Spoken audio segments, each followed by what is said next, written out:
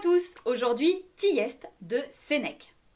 Avant de commencer, une petite introduction mythologique semble de mise. Sachez-le, cette histoire est monstrueuse. Meurtres et autres pratiques cannibales y sont légion. Tout commence avec Tantale, fils de Zeus, admis à la table des dieux. Un jour, ne demandez surtout pas la raison, Tantale sert au dieu son propre fils, Pélops. Furieux, Zeus ordonne à Hermès d'aller chercher Pélops aux enfers et de le ramener. Il expédie ensuite Tantale dans le Tartare, le condamnant à avoir faim et soif pour l'éternité, alors même que des mets de choix et de l'eau sont toujours à proximité de lui. Son fils, Pélops, n'est guère plus sympathique. Néanmoins, il tue, il triche, mais il ne mange pas ses enfants. Il y a d'abord Atrée, l'aîné, puis Thyeste. Pour départager les garçons dans leur accession au trône, Zeus décide que sera roi celui qui possédera le bélier à la toison d'or. Atrée en est le possesseur, mais Thyeste séduit la femme de son frère pour qu'elle l'aide à voler le bélier. Zeus fait savoir qu'il connaît et désapprouve la tricherie de Thyeste. Atrée bannit son frère. Revenons maintenant à la pièce qui démarre à cet instant précis.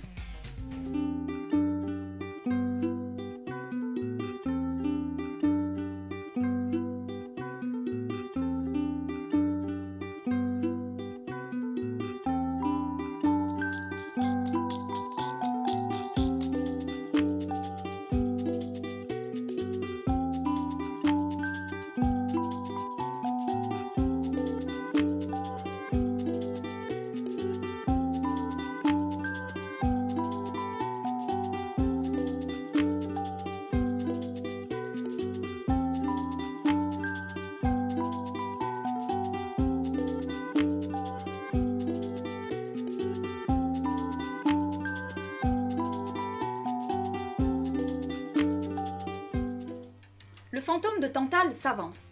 Il ne comprend pas bien ce qu'il fait ici, devant sa demeure mortelle. La furie lui explique son rôle dans cette sordide histoire.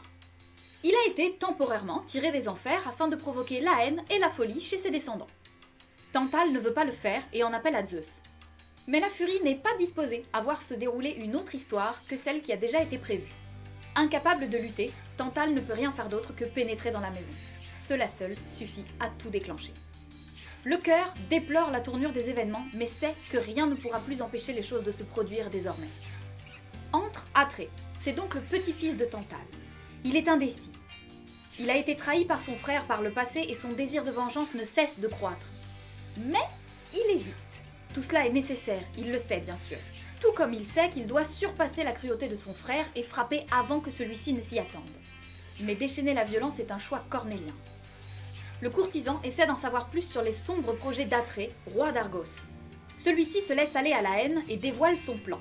Il va envoyer des messagers en exil vers son frère pour le faire revenir. Le courtisan tente d'apaiser la rage qui anime Atrée, mais celle-ci le dévore de plus en plus. Le chœur chante les exploits illustres des rois. Thyeste entre, suivi de son fils Plisthène. Ils sont accompagnés du fantôme de Tantale. Thyeste hésite, il a peur. Quelque chose en lui sent qu'il y a un grand risque à revenir. Mais Tantale le pousse à entrer dans la ville, arguant qu'il doit répondre à l'invitation de son frère. Thyeste cède. Une force contre laquelle il ne peut pas lutter le pousse à obéir à son ancêtre. Atrée voit arriver son frère et ses neveux. Son désir de vengeance le broie de l'intérieur. Il parvient pourtant à prendre Thyeste dans ses bras, à lui promettre le trône et même à le couronner. Thyeste accepte la couronne mais refuse de gouverner. Il a compris désormais ses mauvaises actions passées et veut en tout point être soumis à son frère. Atrée se réjouit de ses retrouvailles et part effectuer un sacrifice aux dieux. Débordant d'espoir, le chœur chante les retrouvailles des deux frères, persuadé que les rancœurs sont derrière eux désormais et que l'on n'entendra plus jamais le fracas des armes. Entre le messager, effondré. Le chœur cherche à savoir ce qui le met dans cet état. Le messager raconte. Atrée est parti avec ses neveux effectuer le sacrifice aux dieux. Mais ce sont les deux pauvres garçons qui se sont retrouvés sur l'autel. Avec une précision toute chirurgicale, Atrée prépare tout le nécessaire au sacrifice, puis attache ses neveux et enfin les égorge. Il ne conservera d'eux que leur tête et leur main droite. Après quoi, il les éventre pour récupérer les viscères et les prépare pour les servir en repas à son frère. Thyeste, abruti par le vin, ne se demande pas une seconde ce qu'il mange, même si sa gorge se noue parfois. Le chœur chante cette fois les épouvantes qu'il vient d'entendre. que la terre cesse sa course si les hommes sont capables d'une telle barbarie. Atrée se réjouit de son stratagème. Maintenant, il faut que Thyeste reprenne ses esprits pour avoir pleinement conscience de l'horreur qu'il va découvrir. Thyeste est satisfait, repu, heureux. Il a retrouvé sa place dans le monde et l'amour de son frère. Mais quelque chose au fond de lui souffle que sa méfiance a été trop endormie. La peur lui noue brusquement les entrailles. Thyeste réclame ses fils. Atrée lui promet qu'ils sont ici et que Thyeste les aura désormais pour toujours avec lui. Il fait alors venir les têtes coupées et les mains tranchées de ses neveux. Puis il raconte par le menu comment il a égorgé, taillé, puis cuisiné ses enfants avant de regarder Thyeste s'en régaler.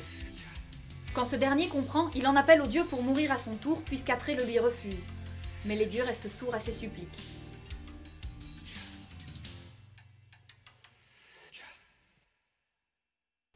Voilà, merci d'avoir passé cet agréable moment en notre compagnie. J'espère tout de même que la vidéo vous a intéressé.